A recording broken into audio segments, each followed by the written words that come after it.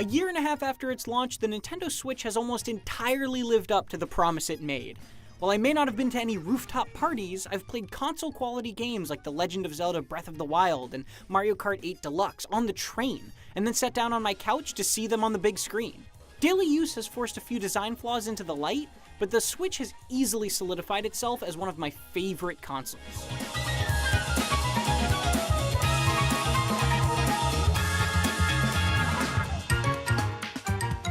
I don't feel like I've paid for the Switch's mobility with the quality of the games it plays. It's undeniably an underpowered system compared to the PlayStation 4 or Xbox One, and that sacrifice of graphics power is noticeable in ports like Doom. But the fact that I can play Doom on the go at all is impressive.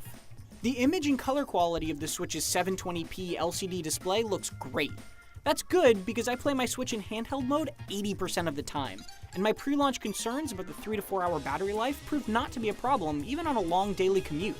The 6.2-inch screen is an excellent size for single-player games, but does get too small in split screen.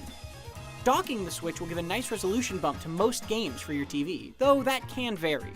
The base dock is fine enough, but it is needlessly big compared to some third-party options, and can even scratch the edges of your screen if you aren't careful.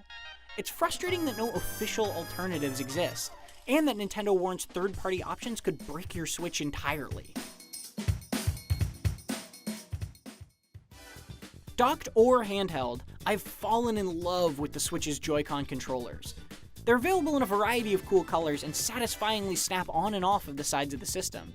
The Switch empowers you to make the decision of how to play, with different Joy-Con combinations, the Pro Controller, or even a GameCube adapter available. Using a single sideways Joy-Con is still too cramped for adult hands, but the buttons themselves are responsive and satisfying to press.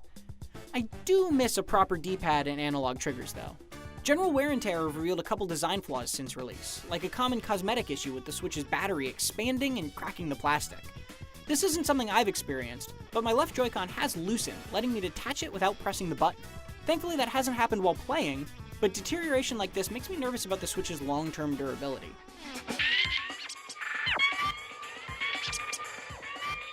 Is it coming to Switch has become the battle cry of this console generation, and thankfully third-party developers are flocking to Nintendo's newest system with a deluge of cool games. Ports like Rocket League, Stardew Valley, Hollow Knight, and Dragon Ball FighterZ are all excellent, with more like Civilization VI and Warframe on the way.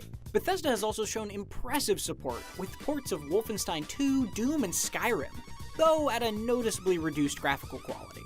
The catch is that the Switch's comparably weak hardware has made this year's biggest games, like Monster Hunter World, Red Dead Redemption 2, or Call of Duty, unsurprisingly absent. That's disappointing, but Nintendo's own lineup of first-party games has been stunning. Breath of the Wild and Super Mario Odyssey were undoubtedly two of the best games released in 2017, and both gorgeous despite the weaker machine. With Super Smash Bros. Ultimate on the horizon for later this year, and Metroid Prime, Luigi's Mansion, Fire Emblem, Animal Crossing, and Pokémon all slated for 2019, the Switch's amazing first-party support shows no signs of slowing down. There's an impressive multiplayer lineup with Splatoon 2, Mario Tennis Aces, and Mario Kart 8 Deluxe too, but the Switch basically has no built-in voice chat. In first-party games, you're forced to use the incredibly inconvenient Nintendo app on your phone, but then Fortnite allows you to plug in any third-party headset and chat away, which makes Nintendo's decision even more baffling and frustrating.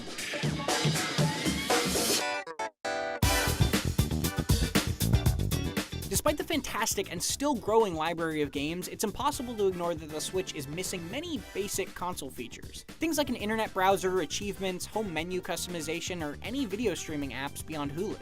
Their absence doesn't make me enjoy playing Zelda on the train any less, but it is notable when compared to its competitors. The new online service is similarly pared down, but costs a third of Xbox Live Gold and PS Plus, as it simply isn't trying to offer what those services do. For $20 a year, you get cloud saves and the ability to play multiplayer games online, both of which thankfully work great. You don't get extras like free modern games, but you do get a selection of old NES games alongside some other goodies like in-game cosmetics and the promise of future discounts. A year and a half after release, the Nintendo Switch has delivered on its initial promise of playing high-quality games both at home and on the go. It just hasn't gone much farther than that. The Switch doesn't have all the bells and whistles people have come to expect from a console, but that doesn't stop it from being a disruptively good gaming machine with one of the best game libraries around.